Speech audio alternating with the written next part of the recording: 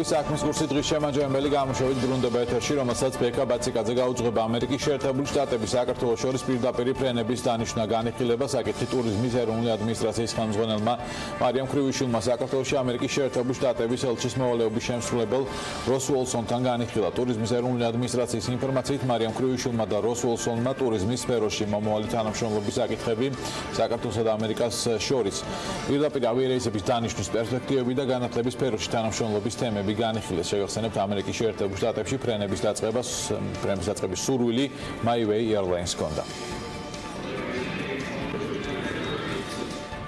საქართველოში არალეგალური შემოსავლის ძირითადი ნაწილი უკავშირდება საბანკო თაღლითობას, კიბერდანაშაულს, თანხების უკანონო მითვისებას. ამის შესახებ ამერიკის შეერთებული შტატების სახელმწიფო დეპარტამენტმა ნარკოტიკების კონტროლის საერთაშორისო სტრატეგიის შესახებ 2018 წლის ანგარიშში ასახა. ანგარიშში ვკითხულობთ, რომ ქართულმა სამართალდამცველებმა მეტი ყურადღება უნდა გაამახვილონ ორგანიზებულ დანაშაულსა და ფულის გათათრებასთან დაკავშირებულ კავშირებზე. ამასთან საქართველოს სამართალდამცველმა ორგანოებმა უნდა შეიმუშაონ ტაქტიკური მიდგომა შესაბამის ორგანოებს შორის ინფორმაციის გაცვლისა და თანამშრომლობის გააქტიურებისთვის ნათქვამი ანგარიში. კიდევ ერთი თემა, რაც ანგარიშში აღნიშნული სათამაშო ინდუსტრიას უკავშირდება. ანგარიში ვკითხულობთ, რომ საქართველოს მთავრობამ ნაბიჯები უნდა გადადგას, რათა სათამაშო ინდუსტრიაზე ზედამხედველობა მოახდინოს. ანგარიშში აღნიშნულია, რომ ფინანსური მონიტორინგის სამსახურის 2018 წლის ანგარიშის თანახმად საქართველოში დარეგისტრირებულია ლოტარიის და სათამაშო 416 დაწესებულება და 31 სამორინე. ახალი სამორინე შენდება რუსეთის საზღვართან, რამაც შესაძლოა უზრუნველყოს ორგანიზებული დანაშაულისგან მიღებული შემოსავლის გათეთრება, ნათქვამი ანგარიში. ანგარიშის ავტორები ასევე ამბობენ, რომ საქართველოში სათამაშო ინდუსტრიის ზრდა, მათ შორის ონლაინ სივრცეში შემაშფოთებელია. დამამუშავებელი მრეწველობა, ვაჭრობა, უძრავი ქონება ეს ის სამი მთავარი დარგია, რომელმაც თებერვალში ეკონომიკის 4,6%-იანი ზრდა განაპირობა. ერთადერთი დარგი კი, რომელიც თებერვალში შემცირდა, მშენებლობა. სახსრატის აღმასრულებელმა დირექტორმა გოგიტა თოდრაძემ მშენებლობის სექტორში კლება ძირითადად შენობების საერთო მშენებლობის, ასევე მაგისტრალური მილსადენის კავშირგაბმულობისა და ელექტროგადამცემი ხაზების მშენებლობის მიმართულებით ახსნა. სახსრატისგან განსხვავებით კლებაზე აქცენტი საერთოდ არ გაუკეთებია ეკონომიკის სამინისტროს, რომელმაც მინისტრის მოადგილის მოკლე კომენტარი გაავრცელა. ძალიან შიდა პროდუქტის ზრდა იმ რეფორმიდან გამომდინარეობს, რომელიც საგარეო მოწყვლადობის შემცირებას, საინვესტიციო გარემოს გაუმჯობესებას და თითოეული მოქალაქისთვის ეკონომიკურ აქტივობაში ჩართვის თანაბრობას უზრუნველყოფს, აცხადებს ეკატერინე მიქაბაძე. ამდენად საკმარისია ის ზრდა, რომელიც გვაქვს და რა უნდა გააკეთოს მთავრობამ, რომ ეკონომიკა უფრო სწრაფად გაიზარდოს. პირდაპირ ეთერში შემოგვერთება თელარა გელანტია, რომელიც ფინანსისტ გიგა ბედინეიშვილს ესაუბრა. თელარა, საღამომშვიდობის, რა უნდა გააკეთოს მთავრობა? მე ვისურვებდი, რომ არაფერი გააკეთოს მთავრობამ მავნებლობის მაგივრად. ეს ჩემი არა, გიგა ბედინეიშვილის მოსაზრება. ფინანსისტის აზრით, კარგია, რომ ეკონომიკა არ მცირდება და იზრდება, მაგრამ 4-5%-იანი ზრდა ისეთი ქვეყნისთვის, როგორიც საქართველოა, საკმარისი არაა. ამჩო გჭირდება გაცილებით სწრაფი ზრდა, ამბობს გიგა ბედინეიშვილი. მოსნის დონეზე გვაქვს ეკონომიკური ზრდა, რაც უამრავ დროს გვაკარგვინებს და მოხრუჭებულია ზრდა. მე მგონი, რომ ბევრი ფაქტორი მოქმედებს, რა თქმა უნდა, ამაზე, მაგრამ თავისთავად მთავრობის მოქმედებებიც ამას ხელს არანაირად არ უწყობს, იმიტომ რომ მთელი ეს რეფორმების ის პაკეტი, რომელიც მუდმივად შემოდის განხილვაზე და მე ხორციელდება, თითქმის უმრავლესობა ამ რეფორმების ანელებს ეკონომიკურ ზრდას. ამ შემთხვევაში ხანდახან კითხულობენ, რა უნდა გააკეთოს მთავრობამ და მე ვისურვებდი, რომ არაფერი არ გააკეთოს. მე მგონი მთავრობამ მავნებლობის მაგივრად დისციპლინას უნდა დავნერგოთ, რომ სანამ რეფორმას მივიღებ და გავატარებ, იქნებ ამ რეფორმის გავლენაზე ვიმსჯელოთ ეკონომიკაზე, ხო? აი, რასაც რიას ეძახიან რაღაც მართლა აზრი აქვს იმას, რომ ჯერ გავზომოთ და მერე გავჭრათ, პირდაპირ ვჭრით. გიგა ბედინეიშვილთან საუბრისა შევეხეთ მათ შორის ეგრეთ წოდებულ საბანკო რეგულაციებს, ანუ პასუხისმგებლიანი დაკრედიტების წესს, რომელიც 1 იანვრიდან ამოქმედდა, მაგრამ უკვე მთავრობაც ალაპარაკდა მის შერბილებაზე. ფინანსისტი ფიქრობს, რომ როგორც ხელისუფლება, ისე ეროვნული ბანკი უნდა უსმენდეს კრიტიკულ აზრს, რომ არ იქნა შეცდომების დაშვება და შემდეგ მათ მიერვე შექმნილი პრობლემის მოგვარებაზე ისევ მათ არ მოუწიოთ ზრუნვა, რადგან ფაქტია, გუშინ გიორგი ქობულიამაც გააკეთა მინიშნები აღინიშნება, რომ შესაძლოა დაკორექტირდეს სესხის მომსახურების კოეფიციენტები, ანუ ყოველთვიურად ჩვენი შემოსავლიდან სესხებზე მეტი თანხის დახარჯვის უფლება მოგვეცეს. შეიძლება მოხდეს სხვადასხვა ელემენტის კორექტირება მიმართულების შიგნით, ესეც კითხვა გუშინ ეკონომიკის მინისტრმა არაა გამორიცხული. შერბილდეს იპოთეკური სესხების გაცემის წესიც, ასეთი ინფორმაციები მოგდის ჩვენ კერძო სექტორიდან ბოლო რამდენიმე კვირის განმავლობაში. თუ გავითვალისწინებთ იმას, რომ მშენებლობის დარგი შემცირდა თებერვალშიც, რომელიც მოიცავს მათ შორის საცხოვრებელი ბინების მშენებლობას და თუ გაყიდვებით შემცირდა, ლოგიკურია, რომ ახალი კორპუსების აშენებაზეც არ უნდა იყოს წესი. ბუნებრივია, ბექა, გეთანხმები მით უმეტეს თუ გავითვალისწინებთ იმას, რომ მშენებლობის დარგი მთელი 2018 წლის განმავლობაში მცირდებოდა, როგორც ახლა ეკრანზეც ჩანს 2018 წელს მშენებლობის დარგი ეს სექტორი 3.1%-ით შემცირდა, მაშინ როცა 2017 წელს 3.5%-იანი ზრდა იყო სექტორში. კიდევ ერთი საინტერესო გრაფიკა შეგვიძლია ვაჩვენოთ ახლა მაყურებელს, რომელიც TBC კაპიტალის სულ ახალი კვლევიდანაა და სადაც ჩანს საცხოვრებელი კორპუსების მშენებლობაზე გაცემული ნებართვები რამდენად შემცირებულია, ასევე გაზრდილია უარყოფითი განცხადებების წილი, რაც ჯამში დარგზეც აისახა კიდეც 2018-ში. აღსანიშნავია, რომ საქართველოს ეკონომიკაში მშენებლობის წვლილი 2018 წელს 9.3% იყო, რითაც ის დარგობრივ სტრუქტურაში მესამე პოზიციას იკავებს. გიგა ბედინეიშვილი ფიქრობს, რომ ამ დარგის შემცირება შესაძლოა სხვა რიგ პრობლემებზეც მიანიშნებდეს, რაც უფრო ღრმა პრობლემები შეიძლება რომ იყოს. უფრო ღრმა ანალიზი ამისთვის საჭირო, მაგრამ შეიძლება მშენებლობის სექტორში შენელება გვითითებდეს იმას, რომ მთლიანი ეკონომიკა ძნელდება. თუ რაღაცა შენელება მოდის ეკონომიკაში, პირველი შეიძლება შენელდეს სწორედ უძრავი ქონება და მშენებლობა. თუ რაღაცა ზრდა მოდის ეკონომიკაში, შეიძლება პირველი გაიზარდოს სწორედ ეს დარგები. ამიტომ შეიძლება ეს იყოს მანიშნებელი იმის, რომ ის 4%-იანი თუ 4.6%-იანი ზრდა, რომელიც ჩვენ მიგვაჩნია, რომ არ არის საკმარისი, შეიძლება იმის შენელებასაც უყურებდეთ მთლიანად. ასეთია ფინანსისტის შეფასება, მოსაზრება, როგორც დასაწყისში აღვნიშნეთ, თებერვლის ეკონომიკურ ზრდაზე მოკლე კომენტარი გაავრცელა ეკონომიკის სამინისტრომ მინისტრის მოადგილის დონეზე, როგორც ჩანს 4.6%-იანი ზრდით ქობულიას უწყება, არც ისე უკმაყოფილოა საქართველოში ეკონომიკური ზრდის ტემპი რეგიონის ქვეყნებისგან განსხვავებით მდგრადობით ხასიათდება, აცხადებენ ეკონომიკის სამინისტროში. ბექა. მადლობა, ეს იყო თელარა გელანდია. კომუნიკაციების რეგულირებელი კომისიის ახალ პლატფორმას შეამოწმეჯი, სადაც ფიქსირებული ინტერნეტის სიჩქარისა და ხარისხის შემოწმება შესაძლებელი უკვე 40,000-ზე მეტი ვიზიტორი ყავს. ამის შესახებ ინფორმაციას კომუნიკაციების კომისია ავრცელებს. უწყება განმარტავს, რომ ვებ პლატფორმა მიმდინარე წლის 20 მარტიდან მუშაობს და მის საშუალებით, როგორც მომხმარებელს, ასევე კომუნიკაციების კომისიას საშუალება აქვს 24 საათიან რეჟიმში დააკვირდეს, რამდენად იცავენ კომპანიები აბონენტების წინაშე აღებულ ვალდებულებებს. გახდება დარღვევის დაფიქსირების შემთხვევაში და რამდენად ეფექტური იქნება სისტემა მომხმარებლებისთვის. ხარისხიანი მომსახურების მიწოდების უზრუნველსაყოფად ქეთევან რეხვიაშვილი კომუნიკაციების კომისიის ბაზრის ანალიზის და სტრატეგიული განვითარების დეპარტამენტის უფროსია საქმის კურსის სტუმარი. საღამოშტოს ქალბატონ ქეთევან, მადლობა რომ ხართ.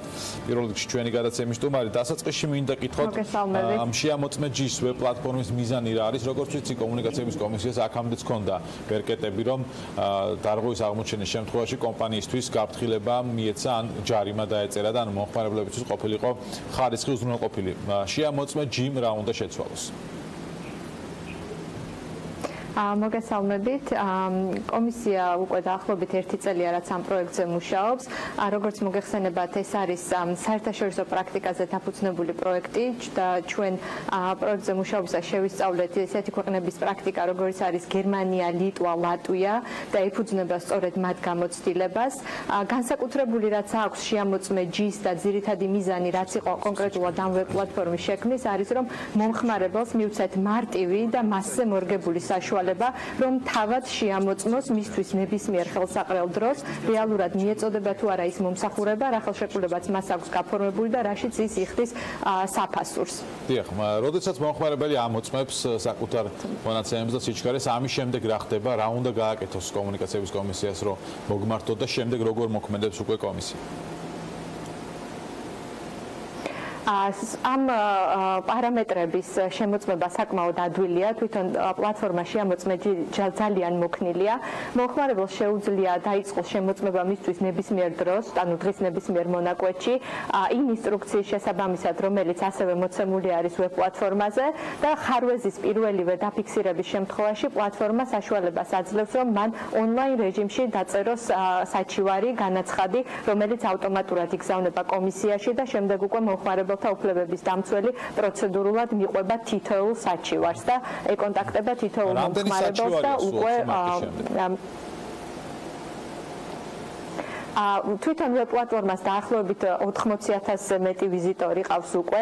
საჩივრების კონკრეტულ რაოდენობას ამ წუთას ვერ დაგისახელებთ და მინდა გითხრათ, ეს რიცხვი იზრდება არათუ ყოველდღიურად, არამედ ყოველ საათში. დაახლოებით 2 კვირის ვადაში კომისია შეაჯერებს იმ მონაცემებს, რაც დაგროვილია და საზოგადოებას მიაწვდის სრულყოფილ ანალიზს, თუ რამდენი აბონენტი შემოვიდა, კონკრეტულად რომელი კომპანიის აბონენტები იყვნენ და რა ტექნოლოგიაზე და რა ხარვეზები დაფიქსირდა. კი ბატონო, ეს მექანიზმი არის პრევენციისთვის, რომ მომხმარებელმა ასე თქვათ მიიღოს მომსახურება, რომელიც კომპანიამ უნდა მიაწოდოს და კომპანიამ შესაბამისად ყურადღებით იყვნენ ალბათ უფრო. რა მექანიზმები არსებობს კომპანიების გაფრთხილების და რა საჯარიმო სანქციები შეიძლება ამოქმედდეს მათ წინააღმდეგ? დიახ, დაგეთახმებით, ეს მექანიზმი ორივე მხარისთვის მნიშვნელოვანია. ერთის მხრივ, რომ მომხმარებელმა რეალურად გაიგოს და იცოდეს, რა მომსახურება მიეწოდება და შესაბამისად მოთხოვოს ეს მომსახურება რაშიც ის ფულს იხდის კომპანიას, ხოლო მეორეს მხრივ კომპანია იყოს ინფორმირებული, თუ კონკრეტულად მის მომხმარებლებს და რომელ ტექნოლოგიაზე და რომელ პაკეტებზე აქვთ გარკვეული შეფერხებები და ადმინენ და ის რესურსი, რომელიც მათ გააჩნიათ, მიმართოთ კონკრეტულად ამ ხარვეზის აღმოფხვრაზე და მათი მომხმარებელი იყოს კმაყოფილი. რაც შეეხება კომისიის მიერ ანუ კომპანიების მიმართ ქმედება კომისიის მხრიდან გაწერილია ელექტრონული კომუნიკაციების შესახებ საქართველოს კანონში. შესაბამისად, პირველი რა ნაბიჯებსაც კომისია გადადგამს, ეს იქნება აუცილებლად გაფრთხილება და კომპანიებს მიეცემათ მხოლოდ და მხოლოდ გაფრთხილება პირველ ეტაპზე, რომ აღმოფხრან ხარვეზი, ხოლო იმ შემთხვევაში თუ ხარვეზი არ იქნება აღმოფხრილი და განმეორდება იგივე ტიპის დარღვევები, მაშინ უკვე კანონის შესაბამისად სახეზე შეიძლება იყოს ფულადი სანქცია. დიახ, ეს სანქციები აქამდეც მოქმედებდა, ხო? ანუ მე ვგულისხმობ იმას, რომ ეს არ არის სიახლე კომპანიებისთვის, უბრალოდ ეს პლატფორმა არის უფრო მოქნილი კომუნიკაციის მომხმარებლის, მარეგულირებლის და ასევე კომპანიის. ანუ ეს სანქციები იყო, ანუ ეს ხო არ გახდება თქო, გულისხმობ იმას რაღაც სადამსჯელო მექანიზმივით კომპანიებისთვის. არა ნამდვილად ეს სანქციები ყოველთვის არსებობდა. კანონი არ ითვალისწინებს რაღაცა გამონაკლის ინტერნეტის ხარისხის შემოწმების შემთხვევაში კომპანიების მიმართ, ანუ რაც იყო ზოგადად კომპანიების მხრიდან სხვადასხვა დარღვევებთან მიმართებით განსაზღვრული ქმედებები კომისიისთვის, ზუსტად იგივე არის ხარისხთან მიმართებითაც. რაც შეეხება თვითონ ამ შეამოწმეჯის, ეს არის ინსტრუმენტი მომხმარებლისთვის. აქამდე პროცედურა იყო შემდეგი, ანუ მომხმარებელი თუ იყო უკმაყოფილო, მას უნდა დაერეკა კომპანიაში, ვთქვათ, ცხელხაზე, სადაც დარეკავდა ხარიგში ხან მე-10, ხან მე-20, ხან 30, ზოგი მიყვება ამ ზარს ბოლომდე, ზოგი არა, ზოგი მიდის წერს საჩივარს და ეს არის დროში ძალიან გაწელილი პროცესი და საბოლოო ჯამში საჩივარი, რომელიც მოდიოდა კომისიაში, კომისია კიდევ გამომდინარე იქიდან, რომ შეიძლება დამდგარიყო კომპანიის პასუხისმგებლობის საკითხი, ვალდებული იყო, რომ დამატებით გადაემოწმებინა და კიდევ უფრო გაეწელა დროში ამ საჩივრის მიღების და დადასტურების ფაქტები. შესაბამისად, ამ დროის ხარჯზე პლატფორმა ახალია, ველი თქვენგან განახლებული ინფორმაციას თქო პრეტენზიებთან დაკავშირებით, რა ტიპის პრეტენზიებია და შემდეგ ანალიზსაც ამ მიმართულებით ძალიან საინტერესო იქნება ამ კუთხით ანალიზი, რომელსაც კომისია ალბათ შემოგთავაზებს. მადლობა ქეთევან რეხვიაშვილი, კომუნიკაციების კომისიის ბაზრის ანალიზის და სტრატეგიული განვითარების დეპარტამენტის უფროსი იყო საქმის კურსის სტუმარი. ვემშვიდობებით მას და განვაგრძობთ გადაცემას. ქართული ოცნების თავმჯდომარე ვიძინე ივანიშვილი დღეს სამეგრელოში სოფელ ხიბულაში იმყოფებოდა, სადაც ის მოსახლეობას გაზიფიცირების, წყალმომარაგების და საბავშვო ბაღის აშენებას დაპირდა. ივანიშვილის თქმით, თუ სახელმწიფოს არ ექნება სახსრები, მაშინ ის პროექტს თავის ფულით დააფინანსებს. გაზიფიცირებაც დაუჩქაროთ, წყალიც დაუჩქაროთ აქ. ბიუჯეტს არ ექნება, მე გავაკეთებ. საბავშვო ბაღსაც აგიშენებთ, ურეკში გავაკეთეთ ახალი საბავშვო ბაღი. წყალი გავუკეთოთ სოფელს პირველ რიგში, შემდეგ გზა გავუკეთოთ, განაცხადა ივანიშვილი. ორ წელიწადში 2 მილიარდი ლარის ინვესტიცია აჭარის მთავრობის მეთაური საინვესტიციო გეგმაზე საუბრობს. თორნიკე ჟვაძე ამბობს, რომ ინვესტიცია 6,000 ახალ სამუშაო ადგილს შექმნის. აჭარის მთავრობის მეთაურის თქმით, აქტიური მოლაპარაკებებია რეპუტაციულ ინვესტორთა ჯგუფთან და შედეგად 2 წლის განმავლობაში 4-ჯერ გაიზრდება ინვესტიციების მოცულობა. თორნიკე ჟვაძის თქმით, ეს იქნება ძირითადად ევროპული კაპიტალი, ასე რომ იმ შარლატანებს, რომლებიც აკეთებენ კომენტარებს და ქმნიან გარკვეულ მითებს, თითქოს აჭარა კარგავს მიმზიდველობას, ჩვენ უპასუხებთ საქმის, განაცხადა თორნიკე ჟვაძე. ბიზნესმენი ლაშა პაპაშვილი ვაკის საცურაო აუზის ყიდვას გეგმავს. ამის შესახებ ინფორმაციას კომერსანტი ავრცელებს. მისი პაპაშვილის თქმით, ობიექტის ყიდვის შემთხვევაში ვაკის საცურაო აუზს პროფილი შეუნარჩუნდება. ისტორიულად ამ ადგილზე აუზია, სპორტია, აქ კორპუსების აშენებას თბილისის მერია არც უნდა დათანხმდეს და არც დათანხმდება, აცხადებს პაპაშვილი.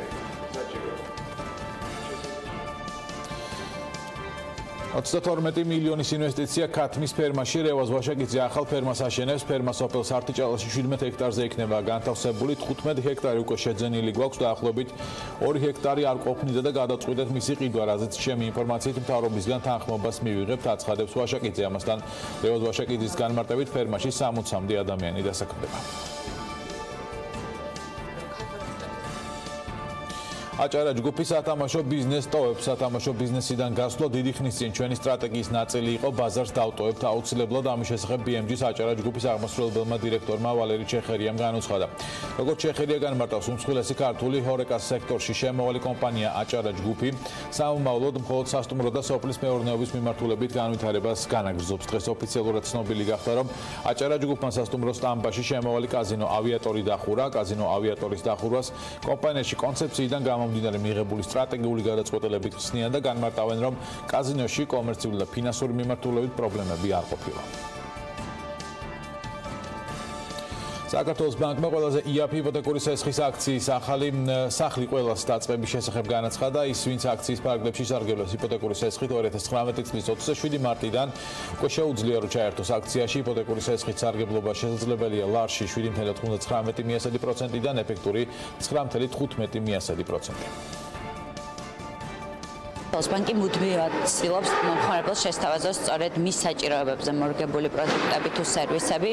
მოგეხსენებათ, მომხმარებლის მხრიდან მოთხოვნა ყოველთვის არის სესხებზე დაბალ პროცენტებთან დაკავშირებით. სწორედ ამიტომ ბანკმა გადაწყვიტა გაზაფხულის მოსვლასთან დაკავშირებით გააკეთოს აქცია იპოთეკურ სესხზე და მომხმარებელს მისცეს შესაძლებლობა დღესდღეობით ბაზარზე არსებული საპროცენტო განაკვეთებთან მიმართებაში დაბალი პროცენტით ისარგებლოს იპოთეკური სესხი. აღსანიშნავია, რომ ის საპროცენტო განაკვეთი, რაც აქციის ფარგლებში აქვს იპოთეკურ სესხს, არის ფიქსირებული, შესაბამისად მომხმარებელს აღარ მოუწევს ფიქრი კურსთა შორის, ვალუტათა შორის სხვაობასთან დაკავშირებით.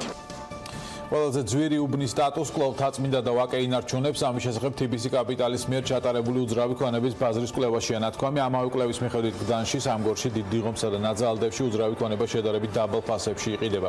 კვლევის მიხედვით 2018 წელს მთაწმინდაზე ახლო დაშენებულ ბინებში 1 კვადრატული მეტრის ფასი $1,100-1200 ფარგლებში მერყეობდა.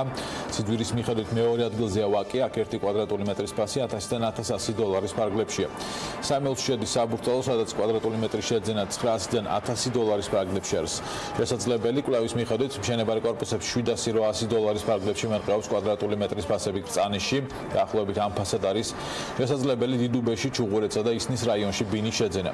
$600-ზე ცოტა ძვირი ღირს კვადრატული მეტრი ნაძალდევის რაიონში მდებარე ახლო დაშენებულ კორპუსებში. TBC კაპიტალის კვლევის მიხედვით 2018 წელს $600 ღირდა კვადრატული მეტრი სამგორში, დიდ დიღომსა და გლდანში. თბილისში აეროპორტისკენ მიმავალი გზის გამწვანება განათებაზე 8.700.000 ლარი დაიხარჯება. თბილისის მერიამ სამუშაოების შემსრულებლის შესარჩევად ტენდერი გამოაცხადა. გამარჯვებულმა ამ თანხის ფარგლებში კახეთის გზატკეცილის განაპირა თარგების და გუშის ქუჩის მიმდებარე დაარსებული თარგების რეაბილიტაცია უნდა განახორციელოს. ტენდერში წინადადებების წარდგენის ვადა 16 აპრილს იწურება. გასულ თვეში საქართველოს მოქალაქეები შენგენის ზონის ქვეყნებიდან ყველაზე ხშირად გერმანიაში მიემგზავრებოდნენ. ამის შესახებ შინაგან საქმეთა სამინისტროს 2019 წლის თებერვლის სტატისტიკაში ასახული, კერძოდ თებერვალში გერმანიაში საქართველოს მოქალაქეთა გასვლების რაოდენობა 5112 შეადგინა. მას მოსდევს პოლონეთი, სადაც 3198 გამგზავრება დაფიქსირდა, მესამე ადგილზე კი 2994 გასვლით საბერძნეთია. რაც შეეხება ქვეყნების ტოპ 3-ს, სადაც თებერვალში საქართველოსთან ყველაზე იშვიათად მიემგზავრებოდნენ, ასე გამოიყურება შვეიცარია 3 გამგზავრება, სლოვენია 7 და ბულგარეთი 89. გარემოს და სოფლის მეურნეობის მინისტრის ლევან დავითაშვილის განცხადებით, საქართველოში ბოლო 5 წლის განმავლობაში 7000 ჰექტარი ფართობის თანამედროვე ბაღი შეიქმნა, რაც მომავალ 3 წელიწადში ქვეყანაში წარმოებული ხილის პროდუქციას გააორმაგებს. მინისტრმა ეს განცხადება თეძამის წყალსაცავის პრეზენტაციაზე გააკეთა. ნენსკრა-ჰესის მშენებლობისთვის მოსამზადებელი სამუშაოების ფარგლებში გზების რეაბილიტაცია და ნაპირ სამაგრის სამუშაოები გრძელდება. ჭუბერსა და ნაკრაში სამუშაოებს ნენსკრა-ჰიდროს სუბკონტრაქტორი ქართული სამშენებლო კონსორციუმი ახორციელებს. გარდა ამისა, რუსთავში მაღალ ტექნოლოგიურ საწარმოში ახალი ლითონის ხიდების აწყობა მიმდინარეობს, რომლითაც შემდეგ ნენსკრასა და ნაკრას ხეობაში დამონტაჟდება. მიმდინარე სამუშაოებზე ვნახოთ ჩვენი სიუჟეტი. ჭუბერში ნენსკრა-ჰესის მშენებლობისთვის მოსამზადებელი სამუშაოები გრძელდება. ძიმე ტექნიკა უკვე იმ ტერიტორიაზეა შესული, სადაც გასული წლის 5 ივლისს მეწყერი ჩამოწვა. იწმინდება მდინარე ნენსკრას შენაკადი ოკრილი. გარდა ამისა, კომპანია ჰესის სამშენებლო ტერიტორიაზე მისასვლელი გზის რეაბილიტაციას ახორციელებს. მიმდინარეობს 5 ივლისის სტიქიის მიერ დაზიანებული გზების აღდგენა, მდინარის კალაპოტის აღდგენა და ასევე ხიდების აღდგენა. ამჟამად დასაქმებულია 70-მდე პერსონალი და 25-მდე ერთეული მძიმე ტექნიკა ზედა ტიტანში და ასევე ხოკრილში. გაწმენდითი და გზის სარეაბილიტაციო სამუშაოების პარალელურად ნენსკრა-ჰიდრო ხეობაში ახალი ხიდების დამონტაჟებას გეგმავს, რისთვისაც კომპანია Construction Service-თან თანამშრომლობს. ეს რუსთავში მდებარე მაღალ ტექნოლოგიური საწარმოა, სადაც 200 ტონა ტვირთმზიდაობის ხიდისთვის ლითონის კონსტრუქციების დამზადება მიმდინარეობს. სააქციო საზოგადოება ნენსკრას დაკვეთით ვახორციელებთ ჭუბერის ხეობაში და ნაკრას ხეობაში 11 ხიდის მშენებლობას, საიდანაც ორის მათგანის მშენებლობა მიმდინარეობს ამ საწარმოში რუსთავში მდებარე Construction Service-ში. აღნიშნული ხიდების დაპროექტება განხორციელდა ევროსტანდარტების გათვალისწინებით, როგორც ხელშეკრულება ითვალისწინებოდა და ასევე ქარხანაში ყველა სამუშაო სრულდება ევროსტანდარტების დაცვით. მას შემდეგ, რაც თითოეულ დეტალზე მუშაობა დასრულდება, ხიდების სრული კონსტრუქციის ასაწყობა დამზადებული ნაწილები რუსთავიდან ჭუბერში გაიგზავნება. ახალმა ლითონის ხიდებმა ნენსკრასა და ნაკრას ხეობებში ჰესის სამშენებლო სამუშაოებისთვის საჭირო მძიმე ტექნიკის გადაადგილება უნდა უზრუნველყონ. ამჟამად მიმდინარეობს 2 24 მეტრიანი და 33 მეტრიანი ხიდის დამზადება, რომლის მზიდუნარიანობა იქნება 100 ტონა, აღნიშნული ხიდები იქნება გამოყენებელი გვირაბის მთხრელი მანქანის ტრანსპორტირებისთვის და გატარებისთვის ობიექტამდე. საერთო ჯამში ნენსკრა-ჰესის სამშენებლო სამუშაოების ფარგლებში ჭუბერისა და ნაკრას თემის სოფლებში 11 ხიდის მშენებლობა იგეგმება. ჰესის მოსამზადებელი სამუშაოები კი სავარაუდოდ წლის ბოლოს დასრულდება. დღეის მდგომარეობით აღდგენილია 10 კილომეტრზე მეტი გზის მონაკვეთი, საკმაოდ რთული გზის მონაკვეთი. მიმდინარეობს გაწმენდითი სამუშაოები, მდინარის კალაპოტის და ასევე გამაგრებით სამუშაოები. დაიწყება უახლოეს დღეებში ხიდების მშენებლობა და კაპიტალური გზის მშენებლობა. დაგეგმილია წლის ბოლომდე ძირითადი წინამოსამზადებელი სამუშაოების დასრულება და სადღაც 80-90%-ის ფარგლებში წინამოსამზადებელი სამუშაოები დასრულებული იქნება. მოსამზადებელი სამუშაოების პარალელურად ნენსკრა-ჰესის გენერალური კონტრაქტორის გამოვლენის მიზნით საერთაშორისო ტენდერი მიმდინარეობს. გამარჯვებული ივნისში გახდება ცნობილი. საქმის კურსი ამით დასრულებულია. მადლობა ყურადღებისთვის. ორ შაბათს შევხვდებით ერთმანეთს ნახვამდის.